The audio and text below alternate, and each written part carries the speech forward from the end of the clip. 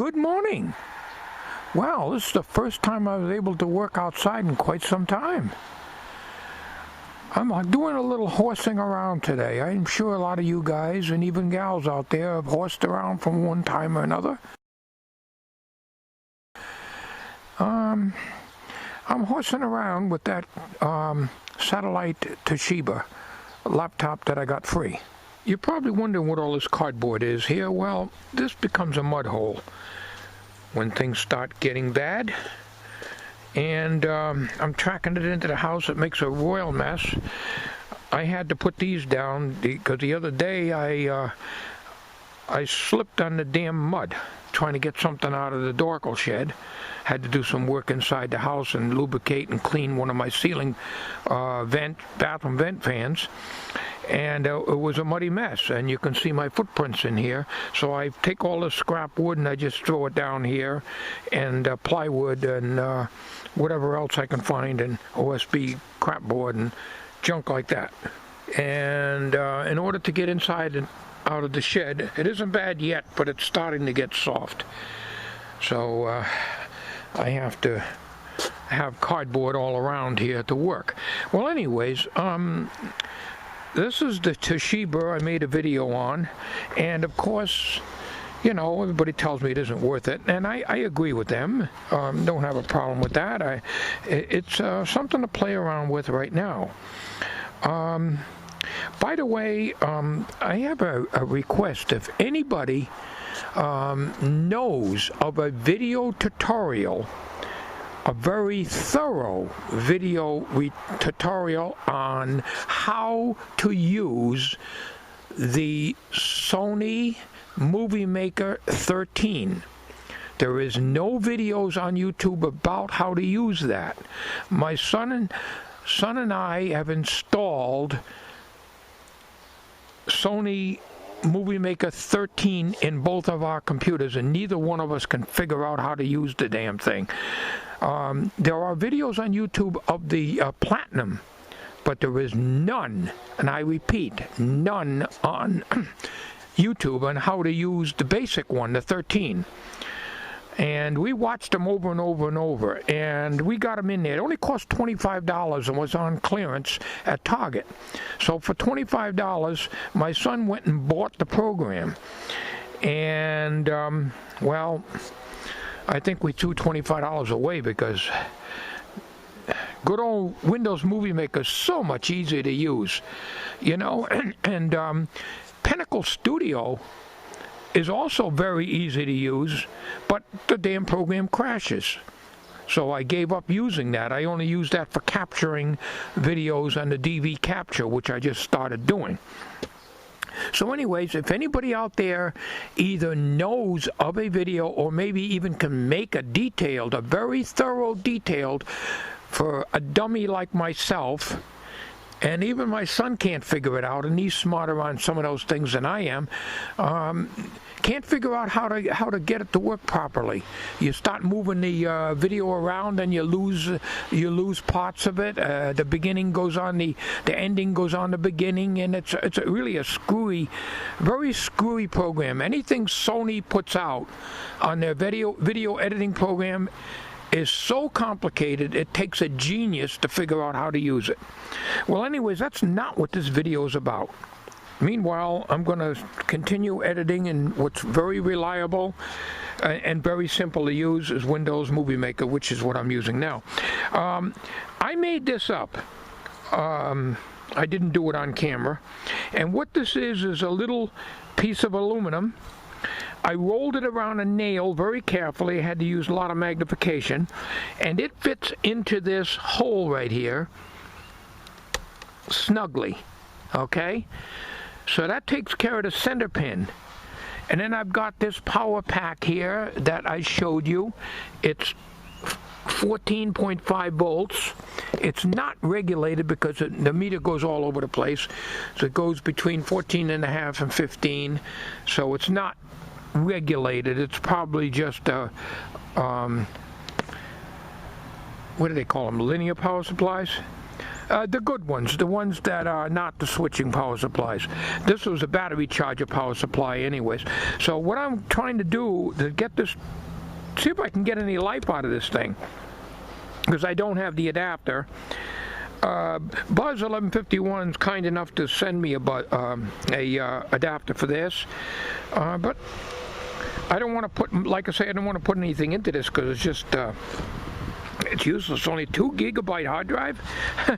So you know, it's a toy basically nowadays. And one of my viewers told me that when this thing came out, it was $1,700. Hard to believe that something like this would be $1,700. Anyways, my dilemma here is, I'm going to try to wrap a piece of aluminum around this tape, and as long as these two don't short out, this will be the positive, and the metal goes around this will be the negative. But it might not work. I'm going to give it a try, and I'll make a video on it if it isn't too long. So let me get started on this, and I'll show you what I'm going to try to do. I don't know if I'll be successful, but we're going to give it a try.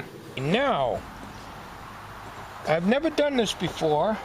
I'm doing a lot of thinking on it, and I don't know if I'm going to be able to do it. Now, this is the power jack here. Make sure that you can see that in the camera. And anyways, what I'm going to try to do, and like I say, I don't know if I'm going to succeed, because this just barely, this fits in there snugly. I rolled this around a number 4 nail. I rolled this aluminum around it, and I left the tail out coming out here, and I just put a single layer of tape on it.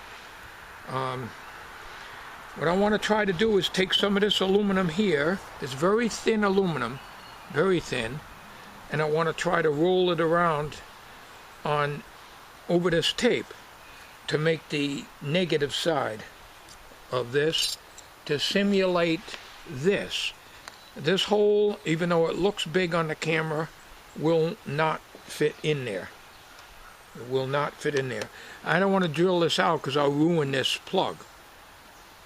This is a standard, whatever size they go by, it's a standard plug, so I don't want to ruin it. But I'm going to try to make my own, and then somehow improvise a temporary connection with this to this. It's going to be a Mickey Mouse thing, but I just want to see if I can get any life out of this, because like I don't have the power pack right now. So what I'm going to do, and I'm going to try to do anyways, is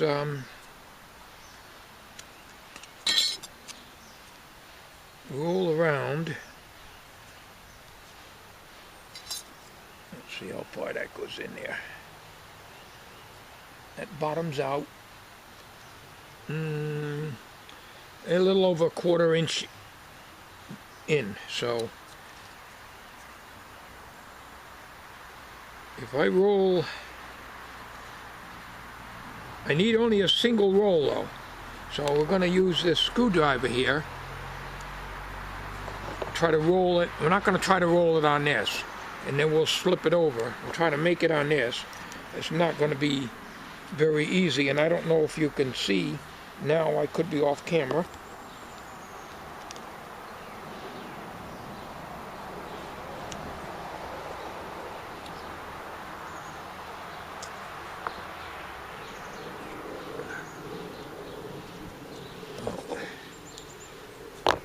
Almost have to Mickey Mouse things.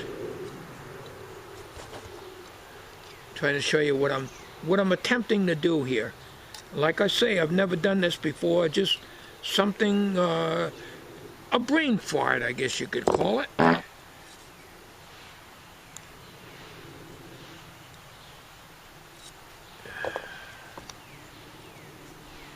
The question is, after I cut this off, is this going to go in there? Well, there's only one way to find out.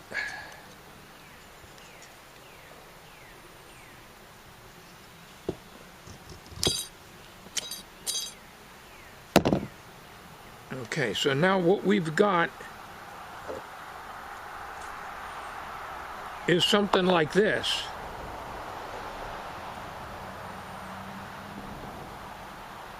So now the question of the day is this going to go in? All right, it goes in.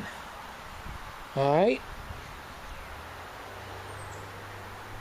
But will this go in? Because this tape acts as an insulator.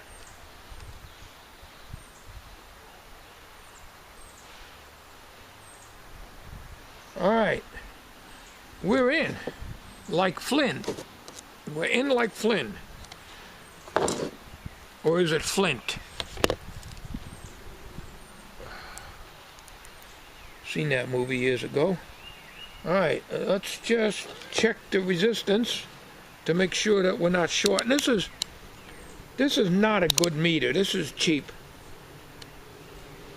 You know, these meters are, I mean, the wire's so thin on them. You got, it's all over the place here.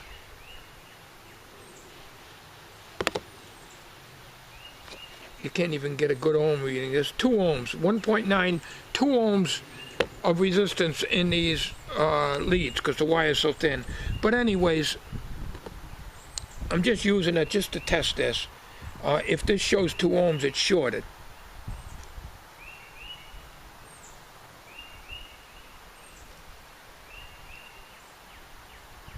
That's the question. I'm not getting anything. So let's just see if I can hold the power button down, see if I get anything.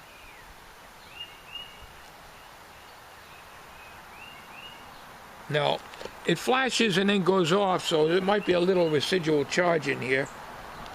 So, okay.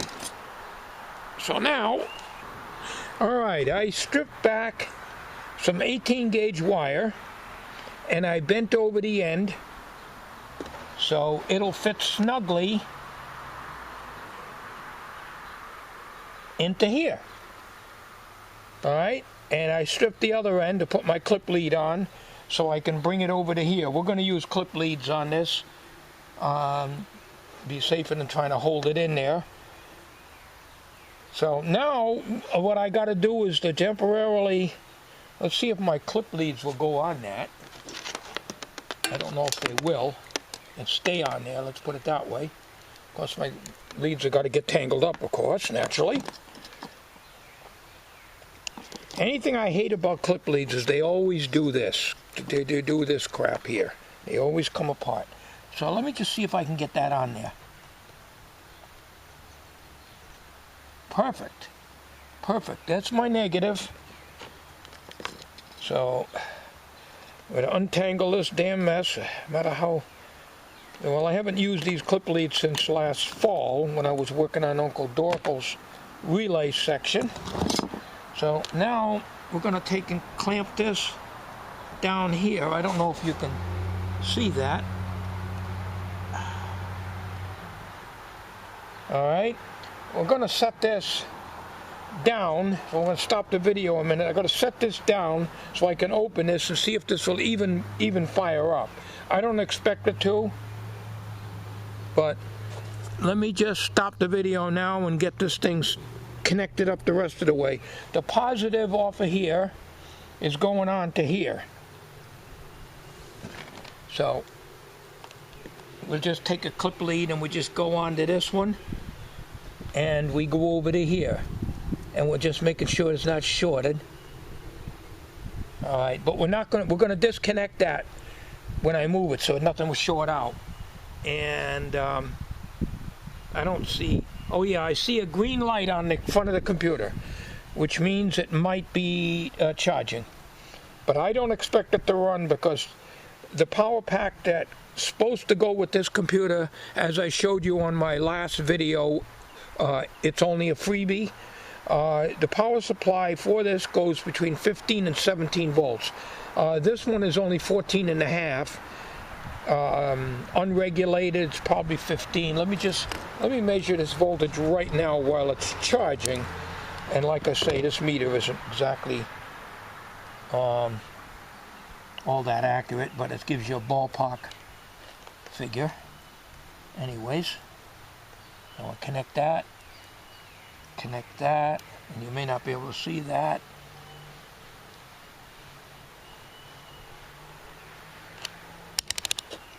Helps if I put it on volts. I had it on ohms. 14 is jumping all over. 12, 14, 13, 11.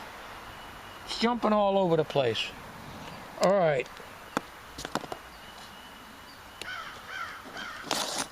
We'll stop this video now, and I'll come back when I get this computer down and opened up. All right, I got the meter on, and you can see it's jumping all over. 14, 13, 11, jumping all over the place. And I haven't even turned this computer on yet. Now, I think this is the power button here. There's a little slider here. I don't know if you can see that. All right, we're going to push the button now.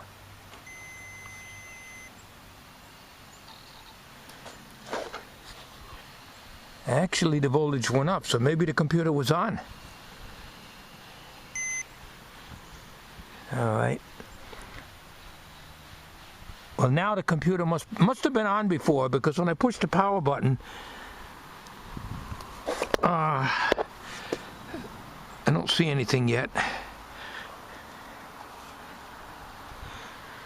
Very faintly.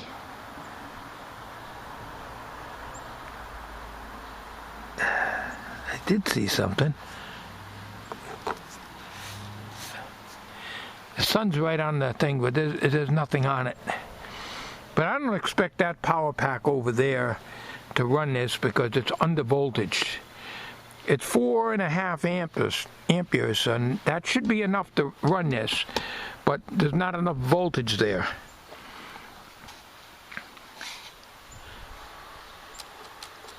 So,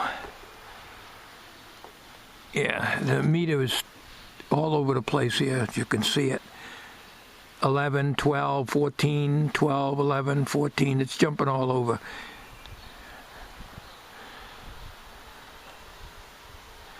So, I don't know if you can see that, but there is a very faint green light here. So I'm saying there's not enough voltage going into this thing to fire it up. But I successfully got the thing powered up. It's just that I don't have enough voltage. So we're going to shut this off. I'm going to push this button. And you notice it goes back up to 15.3 volts. 15.32 volts now. So I'm going to leave it on here for a while. I'll come back on this video in a little bit. I'm going to see if this battery will take a little bit of a charge. I doubt it, but if the battery would take a little bit of charge, this might kick in. If not, not a big deal. Now, something very strange is going on with this. It's been about 5 minutes since I made this last video here. I know I'm going to let it charge, but apparently this is on. And that doesn't make sense. I'm running 15.24 volts right here. I don't know if you can see that meter. 15.25 volts. 15.25 volts. But when I push the power button, it drops down to 11 or 12 volts, jumping all over. And here, you can't see it, but I darkened this and took a magnifying glass. The power light and the battery light is on. Now this is supposed to be off, but this don't make sense. Push the CD, it comes out. So the computer must be on, but I don't see anything. I turned the brightness up, but I got sun hitting this, so I can't see anything. These things here, from the last one I had, is so dark you need to be in a darkened room. So again, I'm going to pull the power button, push it off, I should say. Okay, now you see the voltage goes down. Now the voltage goes down, that should indicate that the computer is on, not off. All right, let's see if this will eject. Nope. This will not eject. In other words, the computer's off. The computer's off and the voltage drops down. Well, now it's 15.25 volts. Okay, as you're looking at it here, yes, I see a green over here, and it looks like red here in the third one over. I don't know what the others are. You can't get a book on this. Not a big deal anyways, but it's impossible to get a book on this. The only thing you can get is a spec sheet, but you can't get books on it, so I don't even know where the CMOS battery, how to get at it. And if I have to take it all apart, I can't do that kind of stuff. So anyways, all right, so now it's officially off then. Apparently this is a regular power switch. It's not one of these like the newer computers. You hold them on and turn it on, hold it on to turn it off. It's an actual mechanical switch. So it's obviously off now because I cannot eject. I'm pushing a button. You cannot eject the CD tray. All right. It's only been about 20 minutes, but I'm curious to see if the battery has taken any charge at all. Now, I'm sure the battery was stone dead. I didn't put a meter on it when I first got this. I got the computer jacked up with I put something underneath here to hold it up, and I'm going to try to slide the battery pack out and measure the voltage. And I'm going to grab another meter. I'm going to leave this on there with the clip leads so it doesn't disturb it. And I'm going to see if the battery took any charge at all. This way it'll, even though it's only been about 20 minutes since I said I was going to let this go, if it's going to take a charge at all, it should have some voltage on it. Well, I tried measuring the battery voltage. I had to take the battery, I did it off camera and hold tight the leads down on here. It's jumping all over the place. It's only in the damn millivolts. So the battery isn't taking any charge, so we'll leave it out. And the computer's supposed to be on. CD works, so that's the only way I know it's on, because I'm just being drowned out by the sun. So if there's anything on the display, I can't tell. So what I'm going to do is I'm going to take this inside the shed and where it's dark in there, and try to power it up in there. All right, in here I had the brightness control turned the wrong way here. Let's see what that says. Bad checksum. That's the same damn thing that happened on the one I gave Cool Blue Lights. Bad checksum. Check system, then press F1 key. Well, how the hell do I check the system? F1 key. It looks like a black and white display. Password, battery save mode, full power. Anyways, it's getting something on it. But I don't know what this bad checksum means, but I've had it on the, like I say, the one I gave Dan. It's something about the BIOS battery, but without the book, I have no idea how to change it. And if you have to take this thing apart, forget it. Because there's the two compartments in the back underneath here. One's for the battery and one's for the hard drive. Now, I wasn't able to get the hard drive out on my last video I showed you. But let's see. Well, anyways, there is not much of a screen display here, but I can't turn the lights off in the shed because I'm plugged in up overhead here, and I need I need power. Well, I have no idea because I'm not much onto computers at all, and I never could figure out how to get into the BIOS and what to do in there. Most of the time I'm stumbling around and I don't know what I'm doing. I don't even know how to get out of this damn thing now. Let's see. Usually it's escape. Escape is exit. There's escape. That didn't do it. Oh, I gotta hit yes or no. I don't know. Escape without saving. Well, I didn't make any changes, so I guess it's yes. Oh, Windows 98. Holy shamoly! This is supposed to be Windows 95, according to the spec sheet. Uh-oh. P-R-O-G-R-A, Progroa, Squiggle 1. I don't know what this all means. Press a key to continue. Okay. No idea what that is. Something screwed up in it, but it looked like it was going to start Windows 98. How the hell could Windows 98 run on only 2 gigabytes? And I have no idea what the RAM is in here. I think it's very, very little. I don't know. It's doing something. It can hit a hard drive.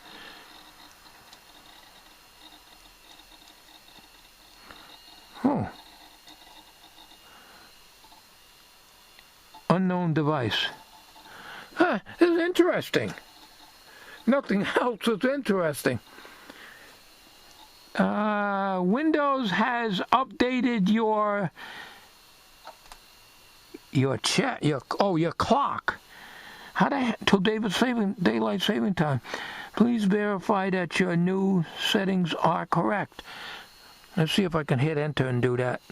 Because I can't use these damn things here. I need a mouse. I can't run them without. I guess I can hit enter and do the same thing. Oh, I'm not going to worry about that. December 1989. All right, folks, is it December 1989? Good enough for now. We'll just, I'm not going to try to do it because I can't do anything without a mouse. I can, hey. Why did it say bad checksum, though? I don't understand what a checksum is.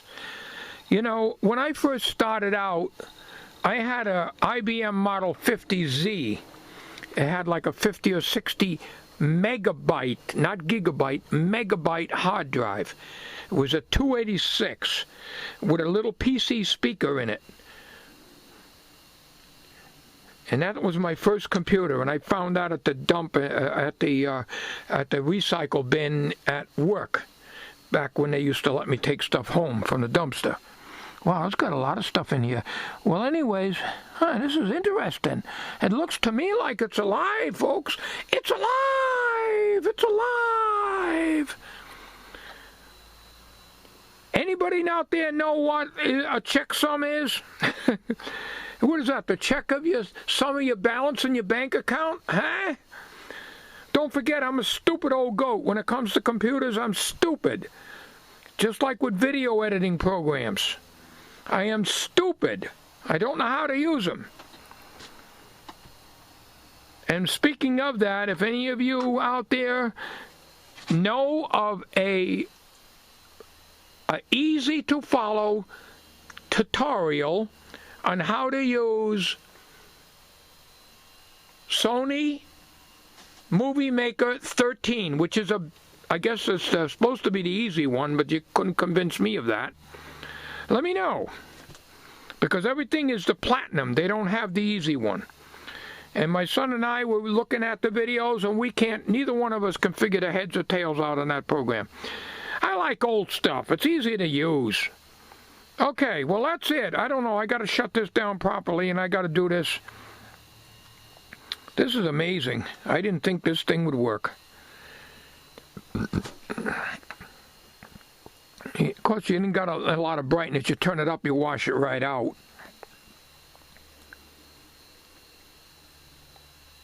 It's amazing. I thought this was Windows 95. It has one USB port on it. This is good. It's a good little toy. When it came out, I was told it's $1,700. Wow, $1,700 back in what, 1998? Or whenever this came out? Holy shamoly.